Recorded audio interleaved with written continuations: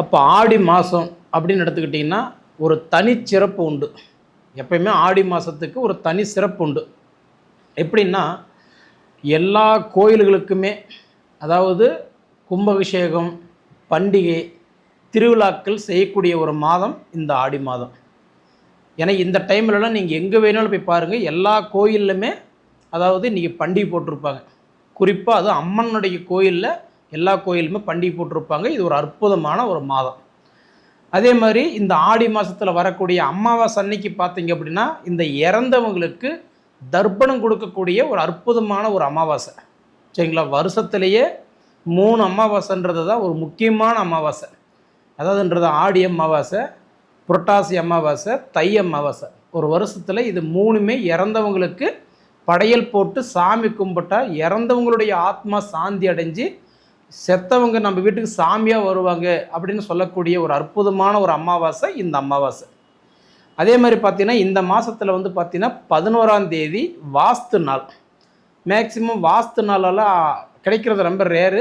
அப்படி கிடைக்கும்போது நம்ம ஒரு கட்டடம், மண்மனை, ஒரு அதாவது இந்த மாதிரி சம்மந்தப்பட்ட இடங்களுக்கு வந்து புண்ணியஸ்தனம் பண்ணுறது, ஒரு வேலை, ஒரு கால் போடுறது ஆரம்பிக்கிறதுக்கு ஒரு அற்புதமான வாஸ்து நாளில் ஒரு முக்கியமான நாள். ஆனால் இந்த ஆடி மாதத்தில் வாஸ்து நாள் வந்ததுனால நம்ம மேக்சிமம் இந்த ஆடி மாதத்தில் எதுவும் செய்ய மாட்டாங்க இல்லையா? அதுவும் குறிப்பாக இந்த ஆடி பெருக்கு 18 வரைக்கும் செய்ய மாட்டாங்கன்றதுனால இந்த வாஸ்து நாள் நமக்கு பெருசாக நம்ம எடுத்துக்க வேண்டிய தேவை இல்லை. அடுத்தது பார்த்திங்கன்னா அதாவது ஆடி 18ஆம் தேதி ஆடி பெருக்கு வருது. அதனால் போயிட்டு பக்கத்தில் ஏதாவது தண்ணி இருந்தது அப்படின்னா, ஜலம், ஆறு, குளம், குட்டை, ஏரி இந்த மாதிரி இருந்தது அப்படின்னா அதில் போய் தலைமுழிட்டு வர்றது நமக்கு பிடிச்ச பீடைகள், பாவங்கள் எல்லாமே போகும் அப்படின்றத ஒரு ஐதீகம். அதனால் ஆடி 18க்கு எங்கேயோ போய் தலைமுழிட்டு வாங்க, அது ரொம்ப நல்லது. சரிங்களா? அடுத்தது பார்த்தா 27ஆம் தேதி பார்க்கும்போது சூரிய கிரகணம். சரிங்களா? அந்த சூரிய கிரகணம் அப்படின்னு சொல்லக்கூடியது வந்து நைட்டு 9 மணி 4 நிமிஷமாக முதல் ஆரம்பித்து அடுத்தது இரவு 1 மணி 27 நிமிஷம் வரை. பொதுவாகவே நைட்டு இந்த சூரிய கிரகணம் பிடிக்கிறதுனால மக்களுக்கு யாருக்கும் எந்த பெருசாக ஒரு பாதிப்புன்றது இருக்காது. சரிங்களா? அதே மாதிரி நம்ம என்ன சொன்ன மாதிரி இந்த ஆடி அமாவாசை அப்படின்றது இறந்தவங்களுடைய ஃபோட்டோ வீட்டில் வச்சு அவங்களுக்கு பிடித்ததெல்லாம் அதில் படையல் போட்டு சாமி கும்பிட்டு காகத்துக்கு சாதம் வச்சுட்டு நம்ம விரதம் விடும் பொழுது அந்த இறந்தவங்களே நம்ம வீட்டுக்கு சாமியாக வருவாங்கன்றது இது ஒரு ஐதீகம். கண்டிப்பாக இது கடைப்பிடிச்சிக்கோங்க. சரிங்களா? இப்படி இருக்கக்கூடிய காலகட்டத்தில் அதாவது ஆடி மாதத்தில் மேச ராசியில் பிறந்த உங்களுக்கு என்னென்ன மாற்றங்களை கொடுக்க போகிறாரு அப்படின்றத பற்றி தான் இந்த காணொலியில் கொஞ்சம் ஆதாரப்பூர்வமாக நம்ம பார்த்துட்ருக்குறோங்க. அப்படி பார்த்திங்கன்னா பொதுவாக இந்த ஆடி மாதம் அப்படி மேச ராசிக்கெல்லாம் பார்த்திங்கன்னா எனக்கு தெரிஞ்சு ஒரு அற்புதமான மாதம் தான் நான் சொல்லுவேன். என்ன சரிங்களா? அப்போ 13ஆம் தேதிக்கு மேலே பார்த்திங்கன்னா அதே இந்த செவ்வாய் பகவான் உங்களுக்கு குடும்பஸ்தானம், தனஸ்தானத்திலிருந்து தைரியஸ்தானத்துக்கு போகிறாரு. அதாவது மிதுன ராசிக்கு போகிறாரு. அப்படி போயிட்டாருன்னா 17ஆம் தேதியிலிருந்து 32ஆம் தேதி வரை, ஏன்னா இந்த ஆடி மாதம் வந்து 32 தேதி.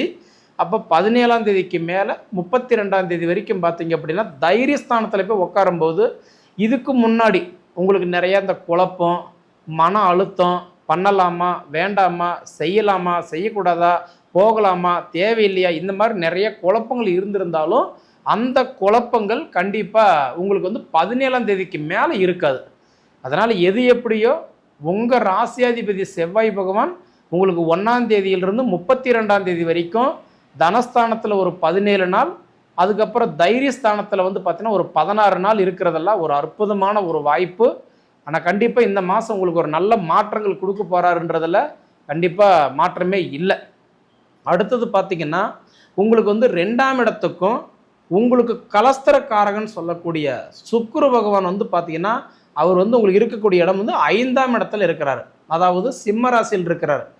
அப்போ உங்களுக்கு வந்து கட்டான்றது தனக்காரகனும் அதாவது கலஸ்தரக்காரகன் சொல்லக்கூடிய சுக்கிரன் உங்களுக்கு வந்து கட்டான்றது 5ஆம் இட புத்திரஸ்தானத்தில் இருக்கிறதுனால மேச ராசியில் பிறந்தவங்க இப்போ எங்களுக்கு ஆண் வாரிசு இருக்குங்க, எனக்கு பெண் வாரிசு இல்லை, இல்லை பெண் வாரிசு இருக்குங்க எனக்கு ஆண் வாரிசு இல்லை, இல்லை எனக்கு 2 குழந்தைக்குமே இல்லை, எனக்கு தடையாக தான் இருக்குது, இதனால நான் போகாத கோயில் இல்லை, கும்பிடாத தெய்வம் இல்லை, வைக்காத வேண்டுதல் இல்லை, பார்க்காத வைத்தியம் இல்லை, நான் எல்லாம் பண்ணிட்டேங்க, எனக்கு இல்லைன்றீங்களா?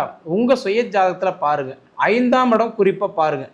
5ஆம் இடம் நல்லா இருந்துருச்சு, அந்த 5ஆம் இடத்துக்கு அதிபதி நல்லா இருந்துட்டாங்கன்னா நிச்சயமாக உங்களுக்கு இந்த மாதம் வந்து பார்க்கும்போது உங்களுக்கு 16 தேதிக்குள்ளார உங்களுக்கு புத்திர செல்வங்கள் கொடுக்கறதுக்கு நிறைய சான்ஸ் இருக்குது. சரிங்களா?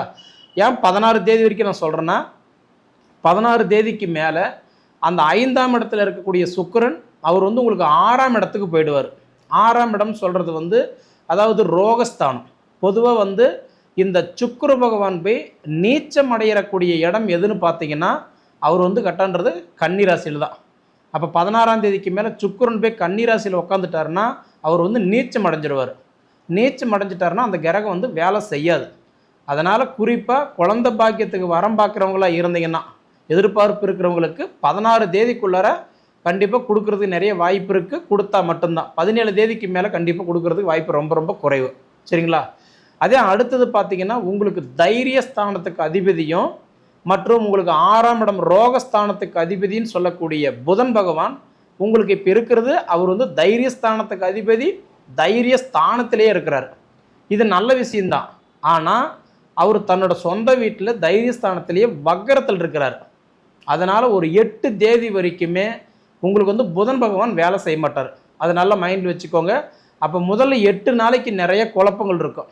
நான் முன்ன சொன்ன மாதிரி தான், பண்ணலாமா பண்ணக்கூடாதா, போகலாமா போகக்கூடாதா, செய்யலாமா செய்யக்கூடாதா, இந்த மாதிரி குழப்பங்கள் கலந்த ஒரு வாழ்க்கையாக இருக்கும்.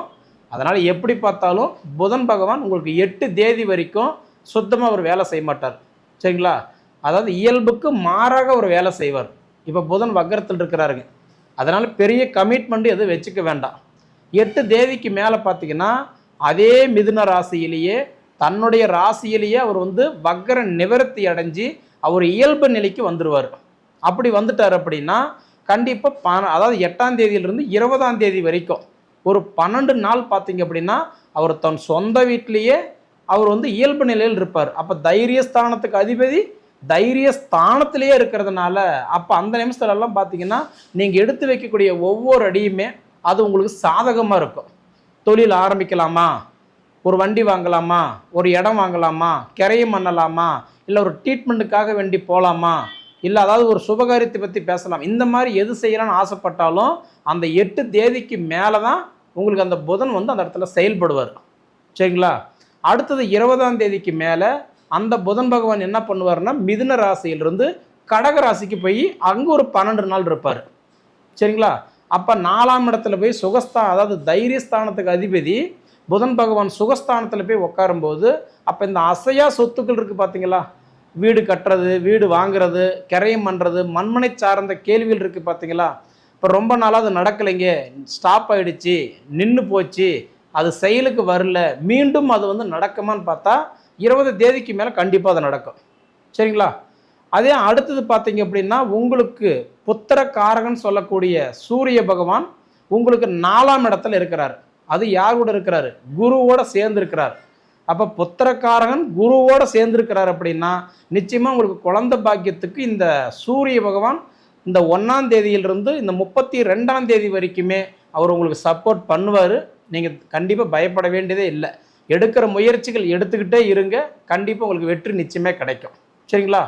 அதே அடுத்தது பார்த்தீங்கன்னா 9வது பாவகத்துக்கும் 12வது பாவகத்துக்கும் அதிபதினு சொல்லக்கூடிய குரு பகவான் உங்களுக்கு 4ஆம் இடத்திலேயே சுகஸ்தான குருவாக இருக்கிறதுனால கண்டிப்பாக குரு பகவான் இந்த திருமண தடைகள், புத்திர செல்வங்கள் கொடுக்கறது, வேலையில் மாற்றங்கள் கொடுக்கறது, இந்த கடன் பிரச்சனை கழுத்து பிடிக்கிற மாதிரி இருந்தாலும் இது எல்லாமே கொஞ்சம் குறையிறதுக்கு வாய்ப்புண்டு. அதனோட பலன்களை உங்களுக்கு கொடுக்கறதுக்கு வாய்ப்புண்டு. ஏன்னா குரு வந்து உங்களுக்கு சுகஸ்தான குருவாக இருக்கிறதுனால ஏன்னா இந்த திருமணம், குழந்தை பாக்கியம், அது போக பார்த்தீங்கன்னா இந்த தொழில் வளர்ச்சி, அதாவது மெயினாக பார்த்தீங்கன்னா இன்றைக்கி இந்த ஃபைனான்ஸ் ரீதியாக இது எல்லாமே ஓரளவுக்கு சீராக வச்சுக்குவார். சரிங்களா? அதே அடுத்தது பார்த்தீங்கன்னா உங்களுக்கு 10ஆம் இடம் தொழில் ஸ்தானத்துக்கும் 11ஆம் இடம் லாபஸ்தானத்துக்கும் அதிபதினு சொல்லக்கூடிய சனி பகவான் உங்களுக்கு 12ல் சனி இருந்து, ஏன்னா இப்போ உங்களுக்கு 7 சனி நடந்துட்டு இருக்குங்க. இதனால் ரொம்ப மன அழுத்தத்தில் இருக்கிறீங்க, நிறைய போராட்டம். இந்த மாதிரி 7 சனியில் இருந்தாலும் இப்போ உங்களுக்கு சனி பகவான் இந்த ஆடி மாதம் 10ஆம் தேதி சனி வந்து வக்கரத்துக்கு போகிறாரு. அப்படின்னா இயல்புக்கு மாறாக வேலை செய்வார். சனியினால் நிறைய தொல்லை உங்களுக்கெல்லாம் பார்த்தீங்கன்னா கிட்டத்தட்ட 1.5 வருஷமாக அந்த சனி பிடிச்சி படாத பாடுபட்டுக்கிட்டு இருக்கிறீங்க. ஆனால் இருந்தாலும் இந்த அதாவதுன்றது நான் சொல்கிற மாதிரி இந்த ஜூலை 27ஆம் தேதியிலிருந்து அதாவதுன்றது வந்து டிசம்பர் 11 வரைக்கும் டோட்டலாக பார்த்தீங்கன்னா ஒரு 138 நாள், அதாவது ஒரு 4.5 மாதத்துக்கு உங்களுக்கு இந்த 7.5 சனினால் உங்களுக்கு கஷ்டம் இருக்காது. எப்படி பார்த்தாலுமே மேச ராசிக்கு இது ஒரு அற்புதமான ஒரு மாதமாக கண்டிப்பாக இருக்க போகுது. குலதெய்வத்தினோட வழிபாடு எடுத்துக்கோங்க. ஏன்னா ஒவ்வொரு மாதமும் இந்த ஆடி மாதம் நான் முன்னே சொன்னேன், கோயில்களுக்கு உகந்த மாதம். கோயிலுக்கு போயிட்டு வாங்க. குறிப்பாக குலதெய்வத்தினோட வழிபாடு எடுத்துக்கோங்க. அதாவது உங்களுக்கு நிறைய பேருக்கு இந்த பங்காளி தெரியாது, குலதெய்வம் தெரியாது, கரெக்டாக கும்பிட மாட்டாங்க. ஆனால் நிச்சயமாக இது யாராவது முன்னோர்கள் கேட்டு அது நீங்கள் வழிபாடு கரெக்டாக எடுத்து இந்த ஆடி மாதத்தில் நீங்கள் செஞ்சீங்கன்னா உங்களுக்குன்னு ஒரு குறை இருக்குமில்ல, உங்களுக்குன்னு ஒரு எதிர்பார்ப்பு இருக்குமில்ல, அந்த எதிர்பார்ப்பு கண்டிப்பாக உங்களுக்கு சரியாகுன்ற. சரிங்களா? இதை அனுபவித்து பார்த்து சொல்லுங்கள். சரிங்களா? சரி நேயர்களே, உங்கள் பொன்னான நேரத்தை ஒதுக்கி இவ்வளவு நேரம் என்னோட காணொலியை நீங்கள் முழுமையாக பார்த்ததுக்கு மனசிலிருந்து கேட்டுக்கிறனுங்க. நன்றி.